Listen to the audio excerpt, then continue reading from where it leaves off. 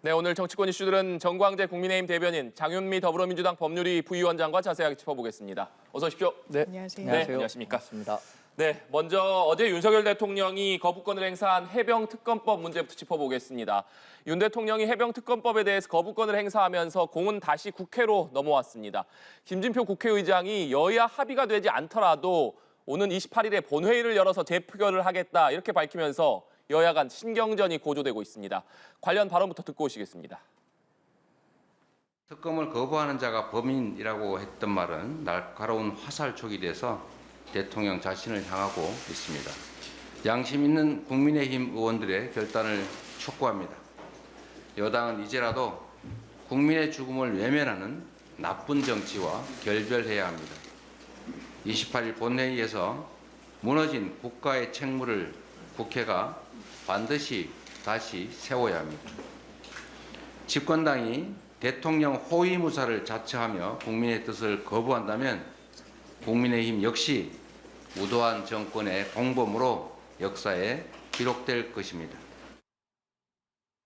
28일 날 민주당이 회의를 강행을 하고 또 국회의장이 본회의를 개최를 할 경우에 우리는 한치의 흐트러짐 없이 전원이 당론으로 우리의 의사를 관철시키는 행동을 할 수 있도록 다 같이 힘을 모으자. 그래서 현재 윤재욱 전 원내대표 또 제가 모든 의원님들을 지금 뭐 전화나 개별 만남 등을 통해서 접촉을 하고 있습니다만은 중진 의원님들도 또 각자 그런 부분에 적극적으로 나서서 활동하고 또 뜻을 모아주겠다 이런 말씀들을 주셨습니다. 네, 오는 28일 본회의에서 재의결이 진행된다면 전체 출석 의원 3분의 2 이상의 찬성이 필요합니다. 지금 21대 국회의원 전체 의원 수가 295명이기 때문에 3분의 2 이상의 찬성이 있으려면 모두 197표가 필요합니다. 현재 범야권의 의석이 180석이기 때문에 국민의힘에서 17표 이상 이탈을 해야만 재의결이 통과가 될 수 있는데 그렇기 때문에 조금 전에 이재명 대표는 양심 있는 국민의힘 의원들의 결단을 기대한다 이렇게 얘기를 했고 민주당 원내수석을 지냈던 박주민 의원은 국민의힘 의원들에게 편지를 보낸 것으로 지금 알려지고 있습니다. 민주당은 지금 계속해서 국민의힘을 향해서 어떻게 본다면 압박이자 이탈표를 좀 노린 그런 행보를 보이고 있는데 어떻게 해석해야겠습니까? 설득을 드리고 있는 네. 것이고 그게 대한민국의 방향성에 맞다는 확신이 있기 때문에 그리고 국민들이 많이 원하고 계시는 특검 법안이기 때문에 민주당으로서도 설득 열심히 할 수밖에 없는 상황인 것 같습니다. 대통령께서 10번째 법률안 거부권 행사하셨죠. 사실상 이 거부권 행사 국민의힘에서는 미국의 조 바이든 대통령도 여러 차례 거부권 행사했다. 그 전에 전직 대통령도 마찬가지다라고 이야기를 하고 있는데요. 사실 본인이 어떻게 보면 수사 선상이 오를 수도 있는 사안에 대해서 거부권 행사하는 건 헌법 정신이 아닙니다. 거부권 행사라는 건 물론 헌법상 대통령의 권한으로 규정되어 있는 건 맞지만 네. 필요 최소한으로 해야 되는 거 아니겠습니까? 미국 대통령이 본인과 관련한 법안에 대해서 이런 특검 법안에 대해서 거부권 행사한 거 아니지 않습니까? 국민들이 알고 계십니다. 최상병 사건과 관련해서 그냥 물 흐르듯이 수사하도록 뒀으면 될 일입니다. 이른바 VIP가 경로했다. 8명의 입건을 2명으로 줄이고 이미 넘어간 수사 기록을 국방부에서 다시 찾아오고 이런 건 정의가 아닙니다. 사법부 어떤 절차에 있어서 대통령이라고 하더라도 권한은 없는 겁니다. 왜냐하면 수사라는 건 정말 중립적으로 이루어져야 되는 거니까요. 더더군다나 20대 청년이 해병으로서 군복무를 하다 사망했으면 그 진상규명을 하는데 누구라도 발벗고 나서야 되는 거 아닙니까? 특히 보수 진영이라면, 보수 정치인이라면 더 그래야 되는 거 아닙니까? 그런데 반대로 가고 있다. 그리고 그 진상을 어떻게 보면은 파악하려고 하는데 방해를 하고 있다. 이 특검 말고는 다른 대안이 없다는 게 국민들의 요구입니다. 네. 추경호 원내대표는 박주민 수석이 편지를 보낸 것 그리고 이재명 대표의 발언을 좀 거론을 하면서 상대당의 균열이나 갈등을 유발하는 발언이나 행동은 좀 자제하는 게 좋지 않겠느냐 이런 얘기를 하기도 했는데 국민의힘에서는 지금 민주당의 이런 어떤 설득 작업 어떻게 보시는지 궁금하네요. 유쾌할 리는 없습니다. 그런데 이 특검 법안과 관련해서는 윤석열 대통령이 아주 명확하게 입장을 지난 5월 9일 기자회견에서 말씀드린 바가 있습니다.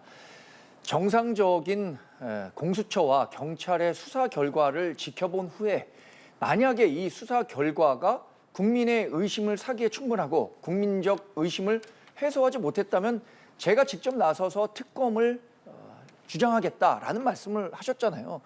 그러니까 우리가 얘기한 것처럼 삼권이 분립된 우리나라 헌법 체계에서 수사권과 소추권은 행정권의 영역입니다. 그런데 여야가 합의 없는 특검을 통해서 최상병에 대한 특검 주장을 하는 것은 이것을 빌미로 해서 윤석열 정부에 대한 뭐 일부 사람들이 지금 얘기하고 있는 거 아닙니까? 뭐 탄핵이다, 뭐 조기 종식을 해야 된다라는 얘기를 가기 위한 과정으로밖에 볼 수 없기 때문에 이런 나쁜 선례들이 우리 대한민국의 발전에 굉장히 장애가 돼서는 안 된다고 생각하는 마음이 강합니다. 그리고 우리 당 내에서도 뭐 일부 다른 의견들을 제시하는 분들이 있지만 이런 나쁜 선례들을 만들어서 국정령에 부담이 되는 일은 없어야겠다는 데 대해서 많은 분들이 뜻을 같이 하고 계시다는 말씀을 제가 드립니다. 네. 국민의힘에서는 당론으로 반대표를 던지기로 의견을 모았고 또 의원들에게 28일 본회의 총동원령을 내린 상태입니다. 그런데 안철수, 김웅 의원에 이어서 어제는 유이동 의원까지도 공개적으로 찬성을 하겠다 이런 입장을 밝혔기 때문에 지금 이번 투표는 무기명 투표로 진행됩니다. 그렇기 때문에 국민의힘 입장으로서는 이탈표를 좀 줄이는 것이 관건일 것 같은데 네. 무기명 투표이기 때문에 아무래도 누가 투표할지 모른다는 점, 이 점이 좀 변수 아니겠습니까? 뭐 그렇습니다. 그렇기 때문에 당 내에서도 아까 추경호 원내대표가 당 중진들이 나서서 네.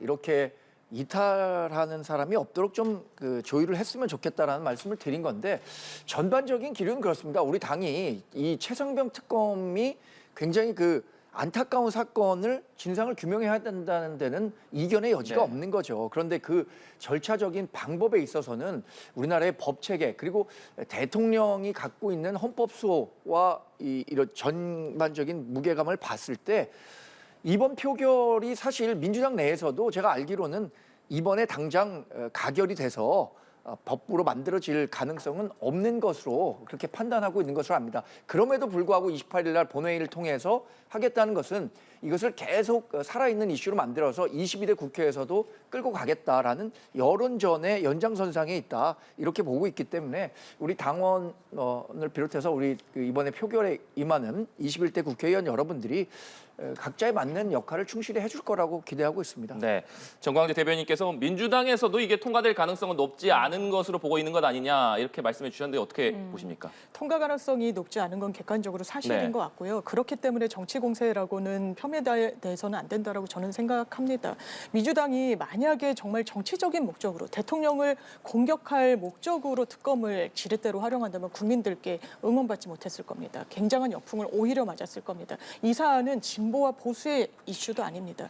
반드시 관철해야 된다라는 국민들의 목소리가 높습니다. 왜 높으냐면 이 부분의 진상규명이 이른바 윗선에 의해서 막혔다는 생각이 들고 있는 거죠. 지금 국민의힘 입장에서는 이탈표가 17표가 있어야 됩니다. 국민의힘 내부에 김웅 의원 같은 경우에는 이미 찬성표를 던진 바가 있고 안철수 의원은 재부의되면 본인은 찬성하겠다고 네. 말씀을 하시고 유이등 의원까지 같이 가담을 했기 때문에 3표는 이제 확보가 된 셈이죠. 나머지 14표인데 국민의힘 입장에서는 일단 출석하는 의원 수, 모수 자체를 높여야 되기 때문에 해외 출장 자제령 등도 네. 내린 것으로 알고 있습니다. 거기에 일단 한 목소리의 표를 내야 되지만 그것이 국민의 눈높이에 맞는 방향은 아닐 겁니다. 저는 무기명 투표라는 점, 그리고 낙선인이 한 50여 분 정도 되시는데 또 어떻게 본인의 양심에 따라서 정치적 선택을 할지는 알 수 없기 때문에 끝날 때까지 끝난 건 아니라고 생각합니다. 네, 끝날 때까지 끝난 게 아니다라고 말씀해 주셨고 이재명 대표도 양심 있는 국민의힘 의원들의 결단을 촉구한다 이런 얘기를 했습니다만 지금 민주당을 비롯해서 범야권에서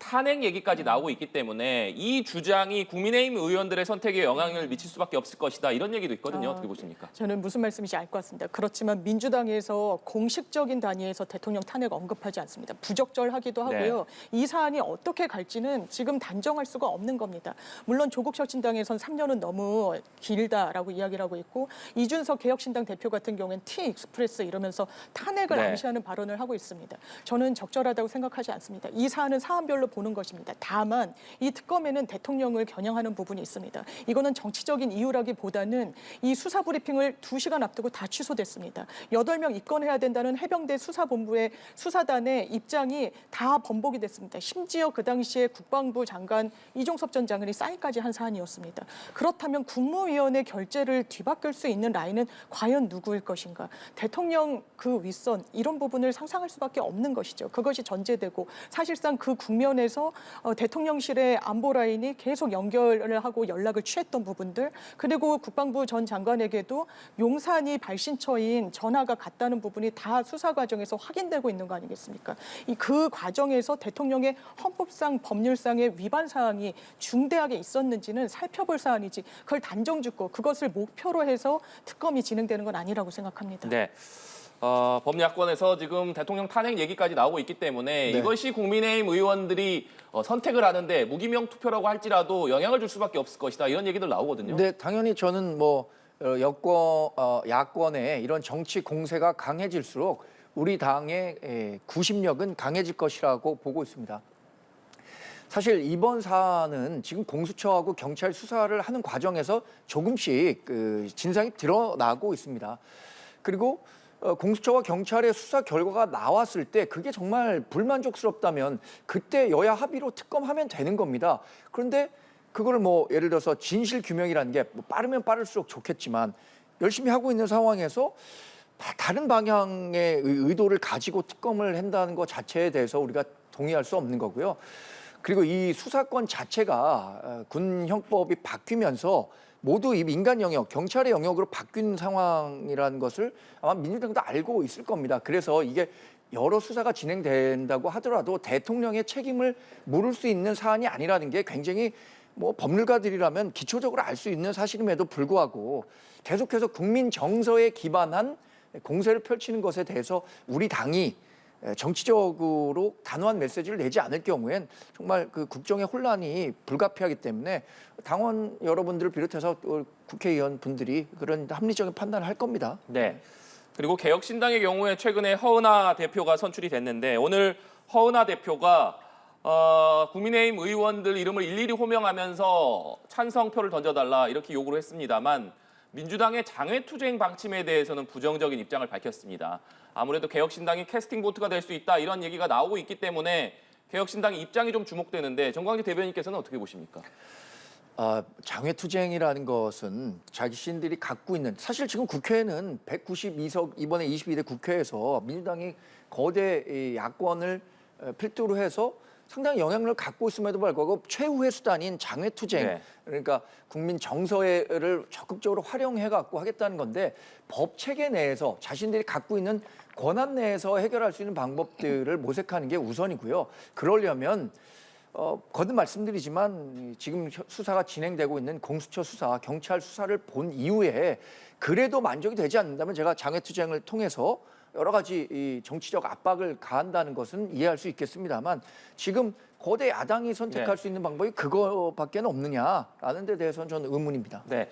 민주당이 지금 선택할 수 있는 건 민주당이 압도적 다수를 차지하고 있는데 장외투쟁을 왜 선택하는 것이냐 국민의힘에서는 이런 비판의 발언들이 나오고 있습니다. 저는 수긍해서 들을 부분이 있다라고 생각합니다. 국민들께서 아주 거대 야당을 만들어 주셨는데 원내에서 할 수 있는 일을 끝까지 해보라는 취지 아니겠습니까? 장외투쟁은 마지막 수단인 부분이 또 분명히 있기 때문에 그 부분에 대해서는 고개가 끄덕거려지는 부분이 있고 다만 허은하 의원이 강조하고 있는 허은하 대표가 강조하고 네. 있는 것은 보수의 뿌리를 댄 정치인 아니겠습니까? 그렇지만 이 국민의힘과는 오히려 입장을 달리하면서 이 최상병 특검과 관련해서는 통과를 시켜줘야 된다라고 이야기를 하고 있는 거 아니겠습니까? 이 부분이 만에 하나 이번 국회에선 통과되지 않다고 하더라도 22대 국회에선 재발의할 수밖에 없을 겁니다. 국민 여론이 그만큼 높기 때문인데요. 그렇다면 개혁신당이 캐스팅보트 역할을 분명히 할 수 있는 거죠. 3표가 있는 부분이 있고 지금 범야권이 22대 국회에선 192석입니다. 그러면 대통령께서 다시 한번 거부권 행사를 하시더라도 200석을 만들면 되는데 그게 8석의 추가 이탈표만 있으면 다시 지금 재부의를 하더라도 요건 3분의 2는 충족시키게 되거든요. 그렇다면 그 8표를 만드는 건 그렇게 지금 17표보다는 절반이 되지 않기 때문에 비교적 용이할 겁니다. 만약에 그때 가서 재통과가 된다면 대통령은 더 정치적으로는 좀 코너에 몰릴 수밖에 없을 겁니다. 지금이라도 국민의힘에서 현명한 의원들이 찬성표 던지시는 게 저는 궁극적으로는 대통령을 위한 길이기도 하다고 생각합니다. 네. 지금 장윤미 부위원장께서 얘기해 주셨지만 민주당에서는 22대 국회가 되면 8석의 이탈표만 있더라도 거부권이 무력화된다는 점을 계속해서 강조를 하고 있습니다. 그 부분에 대해서는 어떤 입장 가지고 있습니까? 저는 이번에 이 거부권 행사 이후에 국회에서 표결했을 때 이게 가결되지 않을 경우에 민주당에서 1호 법안으로 만들겠다는 거 아닙니까? 그 1호 법안이 만들어지기 전에 공수처와 경찰의 수사가 분명히 나올 겁니다. 지금 국민적 관심이 굉장히 뜨겁습니다. 이 부분에 대해서 최상병 사망 사건과 관련해서 과연 어디까지 책임을 져야 되고 뭐 예를 들어서 지금 야당이 얘기하는 것처럼 대통령의 개입이 있었다면 대통령의 책임을 물을 수 있는 것인가에 대한 국민적인 관심과 열망이 뜨거운데 이 부분에 대해서 만족할 만하지 못한 결과를 낼 경우에 국민적 반감을 정부나 우리 당도 이겨내기 어려울 겁니다. 그렇기 때문에 공수처하고 경찰에서 굉장히 투명하고 명명백백한 결론을 내릴 것이라고 생각이 들고요. 지금 어느 선까지 책임을 져야 하는가. 사실 이 갈등의 요인이 맨 처음에 시작된 게 어느 선까지 경찰에 수사를 의뢰할 것인가였는데 이 부분 아까 말씀드린 것처럼 우리가 수사권이 없는 상태에서 의견 제시한다는 것도 부적절했던 거고요. 그리고 지금 조사 결과는 사단장은 물속에 가서 수색하라는 얘기 한 적이 없다는 거 아닙니까? 일선에서 판단이 이루어져서 진행된 사안인데 이런 것들에 대해서 국민들께 소상한 수사 결과를 말씀드릴 경우에 국민들의 이해와 공감대를 얻을 수 있을 것이라고 저는 생각하고 있습니다. 네, 알겠습니다. 국민의힘 상황도 좀 짚어보겠습니다. 최근에 혼선을 빚은 정부의 해외 직구 대책을 놓고서 여권의 잠룡들의 설전이 이어지고 있습니다. 유승민 전 의원 그리고 오세훈 서울시장, 한동훈 전 비대위원장까지 반박과 재반박을 이어가면서 설전을 벌이고 있는데 과연 이 설전의 배경을 어떻게 해석해야 되느냐? 정원일 네. 대변인께서는 어떻게 해석하십니까? 여기 질문에 차기 주도권 경쟁이라고 했는데 지금 우리 당이 일종의 리더십이 약간의 공백기인 상태이죠. 지금 관리형 비대위, 황우의 비대위 체제가 들어서긴 했지만 전당대회를 통해서 당 대표를 뽑아야 하고요. 그다음에 이제 3년 후에 치러지는 대선에 대해서 어떤 후보를 내세워야 할 것인가 이런 전반적인 리더십이 어느 정도 공백기인 상황에서 여기에서 선점을 해야 되겠다라는 생각이 분명히 강할 겁니다. 그런 측면에서 홍준표 대구시장이라든가 오세훈 서울시장이 여러 가지 목소리들을 내고 있는 거고 그게 마치 한동훈 전 비대위원장에 대한 견제구를 던지는 성격으로 읽히고 있는데 그에 반발해서 또 한동훈 전 비대위원장도 나름의 메시지를 내고 있는 거고요. 그러니까 우리 정당이 이 건전한 토론과 이 토론을 통해서 더 좋은 그 정당으로 발전할 수 있는 계기가 마련되고 있다고 생각하고요. 지금과 관련한 건 정책적인 얘기잖아요. 정책에 관해서는 우리 국민이 더 편안한 정책들을 마련하는 데는 여러 가지 그 이론이 있을 수 있습니다. 이 이론과 토론을 통해서 더 좋은 대안을 마련하는 게 중요하다고 생각합니다. 그런 과정이라고 봐주시면 굉장히 감사하겠습니다. 네. 장윤미 부위원장께서는 설전 어떻게 해석하십니까? 저는 여권의 현재 정치 상황을 대단히 상징적으로 보여주는 단면이라는 생각이 드는데요. 말씀 주신 대로 지금 국민의힘 내부에 리더십이 없습니다. 그러면서 대통령의 국정 운영은 상당히 아마추어처럼 보이는 게 국민들께는 있는 거예요. 이번에도 어떻게 보면 KC 인증받은 물품만 이제 뭐 수입을 하도록 하겠다, 직구가 가능하도록 하겠다. 그 방향성은 맞을 수 있습니다. 그런데 여론 수렴 과정도 없었습니다. 당정도 없었어요. 고위당정이란 게 원래 정례적으로 해야 되는 겁니다. 당을 통해서 의견 수렴을 하고 하는 것이니까요. 국민의힘은 그 강서구청장 선거에서 대패한 이후에 내놨던 혁신안 중에 하나가 당정 협의를 정례화하겠다라는 것입니다. 제가 그 말을 들었을 때 지금까지 고위당정이 정례화되지 않았다는 게 좀 의아했고요. 그런데 총선 국면에서 실제로 고위당정이 열리지 않았다라고 합니다. 그것뿐만이 아닙니다. 지금까지 보여줬던 여러 미숙한 상황들, 노동시간 문제도 69시간제 이야기했다가 철회했었습니다. 그리고 초등학교 입학 연령 굉장히 중요합니다. 학부모들에겐 그걸 5세로 낮추겠다고 했다가 굉장한 역풍을 맞았고, 그렇다면 어떤 정책을 설계하든지 간에 굉장히 그 부분이 좀 날카롭고 정확하게 진단이 돼야 되는데 그런 과정이 없었던 거죠. 그 틈을 이 여당의 잠룡들이 그야말로 다 달려드는 형국인 것 같습니다.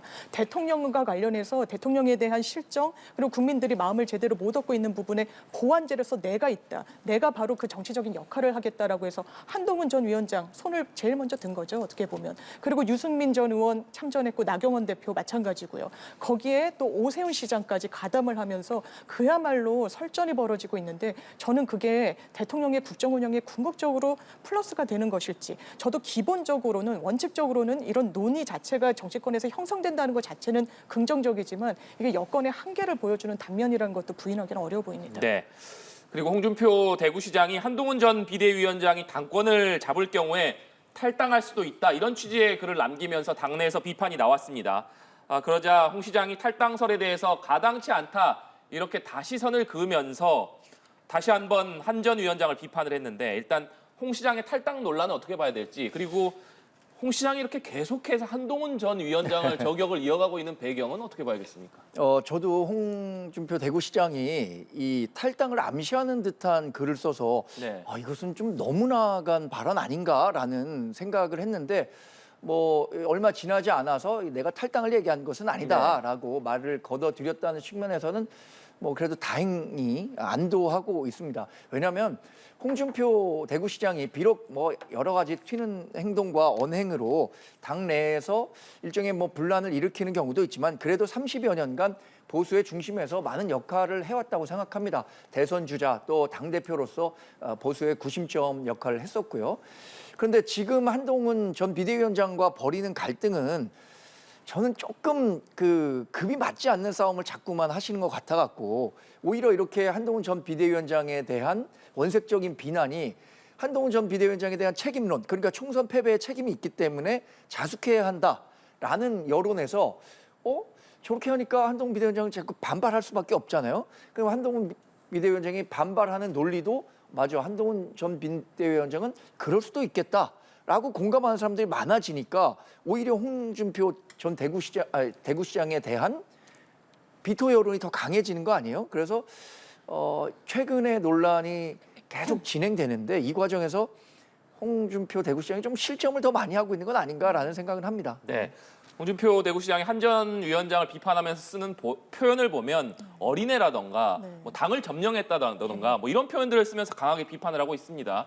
장현미 부위원장께서는 그 배경을 뭐라고 보십니까? 왜냐하면 우리를 지옥으로 몰고 간 애라고 평가를 하면서 그 애 앞에서 굽신거리는 이 새 살림을 차리겠다라고 합니다. 이 발언만 놓고 보면 저도 적절했다는 생각은 들지 않아요. 다만 저는 국민의힘에서 한동훈 전 위원장에 대한 정확한 진단과 평가가 있어야 된다라고 생각합니다. 그 연장선상에서 홍준표 시장의 발언도 사실 분석을 해야 된다라고 생각합니다. 지금 정치적 노림수가 있는 거 아니냐, 차기 대권 가도에서 경쟁자이기 때문에 지금부터 견제하는 거 아니냐라고 하지만, 물론 고개가 끄덕거려지는 부분도 있지만 더 근본적으로는 한동훈 전 위원장이 이 총선, 굉장히 중요한 국면에서 치른 총선에서 역할을 제대로 했느냐, 정치력을 발휘했느냐와 관련해서는 그냥 좋은 게 좋은 거지 하고 잘했다라고 넘어갈 상황은 아닌 겁니다. 대패했다는 게 정확한 성적표이고요. 사실 보수의 정신, 보수의 뿌리를 한동훈 전 위원장이 제대로 구현했는지도 좀 의문입니다. 보수의 가치를, 민주당을 비판하는 거 말고 뭘 보여줬는지 사실 의문입니다. 2조 심판, 본인이 이야기했던 동료 시민들한테 전혀 소구력 없었습니다. 그런 부분과 관련해서 원인 진단이 왜 국민의힘에서 제대로 나오고 있지 않은지, 그렇다고 계속해서 당원들을 중심으로 한동훈 전 위원장에 대한 소환이 이루어지고 있지만, 저는 전당대회도 나올 거고 앞으로 정치적 행보 굉장히 적극적으로 하실 것이라고 생각되지만, 궁극적으로 이게 국민의힘에 도움이 되는 방향일지에 대해서는 외부자지만 좀 걱정입니다. 네.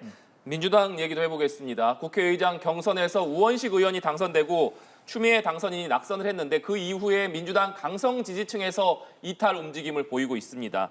이런 가운데 민주당 김성환 의원이 국회의장 투표에서 내가 우원식 의원에게 투표했다, 이렇게 공개적으로 처음 밝혔는데, 이 김성환 의원이 내가 우원식 의원에게 투표했다라고 공개한 배경은 저희가 뭐라고 해석해야겠습니까? 한번 이런 흐름에 제동을 걸 필요가 있겠다는 좀 판단을 내리신 것 같습니다. 김성환 의원은요, 친 이재명계로 분류가 되기도 하고 총선 국면에선 인재영입위원 네. 간사를 맡기도 해서 대단히 친명의 뭐 좀 중심이 되는 의원이라고 분류되고 있기도 합니다. 그렇지만 나는 우원식 의원을 뽑았다라는 겁니다. 물론 그 두 분이 또 같은 대학 출신의 같은 운동권 뭐 이런 뭐 평가도 나오긴 네. 합니다만 저는 당원 중심의 정당 맞는 방향입니다. 그리고 그 가치를 실현해야죠. 그렇지만 당원만 보고 하는 정치에 대해서는 좀 물음표가 쳐집니다. 저 개인적으로는 그렇다는 말씀인데요. 그렇다면 우원식은 되고 추미애는 우원식은 안 되고 추미애는 돼야만 된다는 그런 도식과 관련해서 문제의식을 좀 드러낸 게 아닌가라는 생각이 듭니다. 네.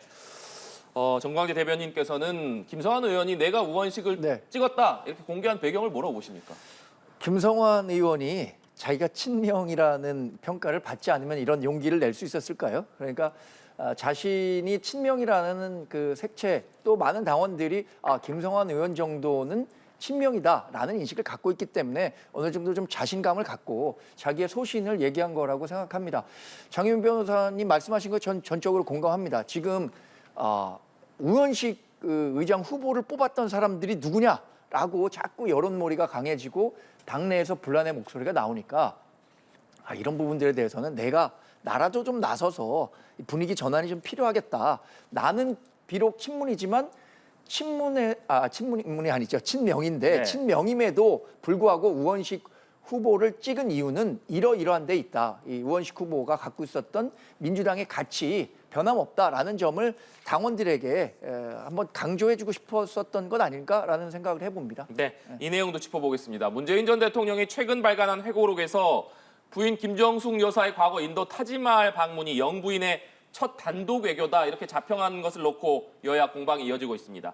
민주당은 이것이 김건희 여사에 대한 물타기 시도다 이렇게 반발을 하고 있습니다만 국민의힘에서는 특검 도입 또 대국민 사과 등을 촉구하면서 공방을 이어가고 있는데 먼저 정광재 대변인께서는 국민의힘에서 지금 특검 도입 대국민 사과 촉구하고 있습니다. 네. 어떻게 설명하시겠습니까? 물타기라기보다는 최근에 문재인 전 대통령께서 회고록 내셨잖아요. 네. 변방에서 중심으로라는 책을 내면서 많은 사람들은 이 김정숙 여사의 인도 타지마할 방문이 단독 외교라고 생각하지 않을 겁니다. 그럼에도 불구하고 자신의 회고록에서는 단독 외교라고 외교적 성과가 굉장히 컸다라고 얘기를 하니까 이게 도화선이 돼갖고 논란이 확산되고 있다고 보는 거고요.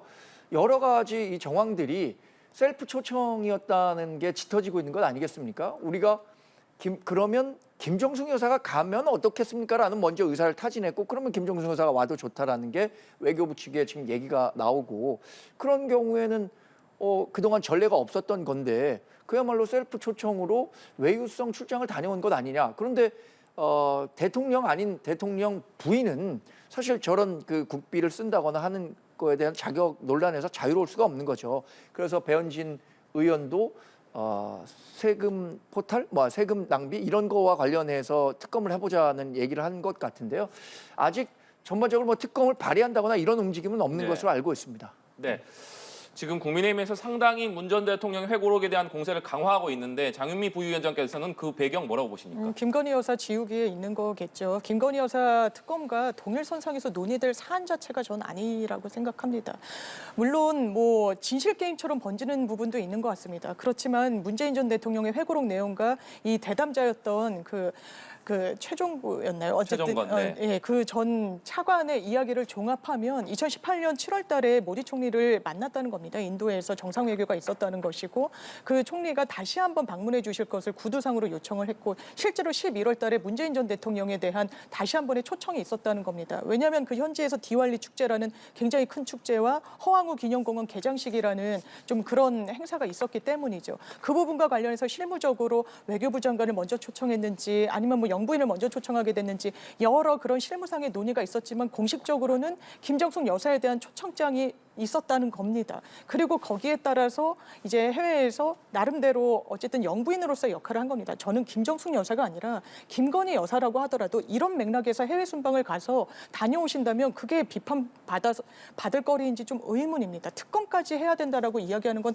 더 용납이 안 되고 이해가 안 되는 부분이 있는 것이고요. 이 맥락을 보면 김건희 여사에 대한 특검 여론이 높아지자 전 정부의 영부인에 대한 어떤 그런 정치적인 공세로 이제 맞불 작전을 놓는 게 아닌가 강하게 의심됩니다. 네, 마지막으로 이 내용 짚어보겠습니다. 김진표 국회의장이 퇴임 기자간담회에서 팬덤 정치의 폐해를 지적을 했습니다. 그러면서 국회의원은 당원이나 정당에 충성하기 전에 국민 눈높이에서 정진해야 된다 이렇게 당부를 했고 또 어제 초선 당선인 연찬회에서는 팬덤 정치를 비판하면서 대의민주주의의 큰 위기다 이렇게 지적을 하기도 했습니다. 아무래도 민주당 출신 김진표 국회의장입니다만 이 발언들이 민주당을 겨냥한 것 아니냐 이런 해석이 나오고 있는데 장윤미 부위원장께서는 어떻게 해석하십니까? 왜냐하면 민주당은 당원들의 공격을 많이 당했다고 본인도 이제 평가를 하기도 하시고 뭐 왕수박이다 무슨 수박이다라고 해서 공격을 본인이 받았다고도 이제 이야기를 하셨기 때문에 아마 민주당의 건전한 민주주의에 대해서 당의 원로로서 물론 지금은 국회의장이시기 때문에 당적이 없지만 민주당 출신이라는 건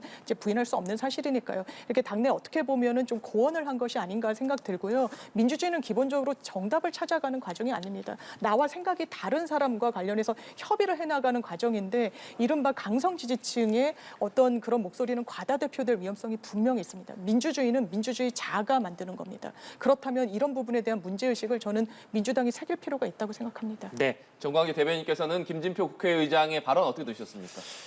민주당 강성 지지자들에 대해서 마지막으로 이런 말씀을 하셨더라고요. 무엇이 과연 좋은 정치인가를 물어봐야 한다. 지금의 팬덤 정치가 대한민국 정치 발전을 가져올 수 있는 좋은 정치입니까? 분명 아니라고 생각하는 분들이 많을 겁니다. 이 팬덤 정치가 강화되면서 정치적인 양극화도 강해지면서요. 사회적인 갈등 양상도 계속 커지고 있는 거죠. 정치권에서부터 이런 지나친 팬덤에 의지한 이런 정치는 조금 지양하려는 노력이 앞장서야 하지 않을까 생각합니다. 물론 불가피한 측면도 있죠. 그러나 그것이 과유불급이라고 지나치면 우리 정치에는 독이 되기 마련입니다. 네, 알겠습니다. 오늘 두 분 말씀 여기까지 듣도록 하겠습니다. 지금까지 국민의힘 정광재 대변인, 더불어민주당 장윤미 법률위 부위원장과 얘기 나눠봤습니다. 오늘 말씀 고맙습니다. 네, 고맙습니다.